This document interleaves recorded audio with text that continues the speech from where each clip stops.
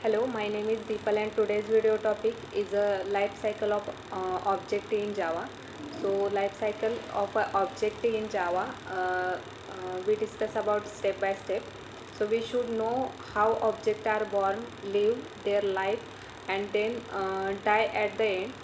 So there are following steps come in the life cycle of an object in the Java. So life cycle of an object in Java, there are 7 steps come in the life cycle object in Java. So first step is the creation of a class dot class file on disk. Second step is the loading dot class file into memory. Third step is looking for initialized static member of a class. Fourth step is a way to initialize class in Java. Fifth step is a allocation of a memory for object and reference of variable. Sixth step is a calling of the constructor of a class. Seventh step is a removing of a object and reference variable from a memory. So we discuss. So first step is the creation of dot class file on disk. As you know that the Java uh, program run on the Java virtual machine.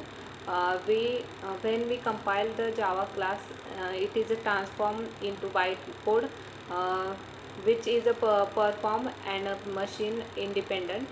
So the compiled class are stored as compiled class stored as a dot class file on disk. Second step is a loading dot class file into memory. After that, the Java runtime filled out the class on disk. That is a in the that is a form of a dot class file. Java class loader loads that class uh, into memory, and then the Java runtime reads the Java runtime reads into the memory. Third step is a looking initialized static member of a class. Now Java look for all initialized static member of the class. um, Class such as a static method, static field and a static block. So you always remember that all the static members of the class is not belonging to any particular instance of the class. It belongs to the class itself, and the and is shared by the all object create from the class. So fourth step is a way to initialize the class in Java. So a class can be initialized into uh, two ways in Java. First when you access the static field method of the class. For example, when you run main method in class, uh, the class is initialized because the main method static.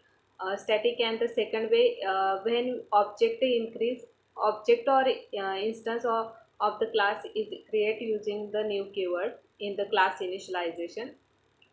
So fifth step is a allocation of the memory for the object in the reference variable. So in stage 5, uh, Java allocate the memory of the heap from object memory on the stack for object reference variable.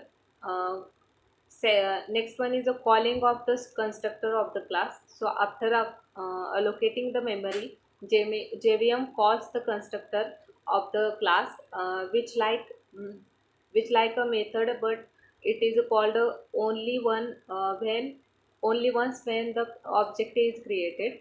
Thus, the object leaves. Thus, the object live its life and providing access to the field, and the method whatever we want to need to access. And last one is a removing of a object and reference variable from a memory. Thank you so much.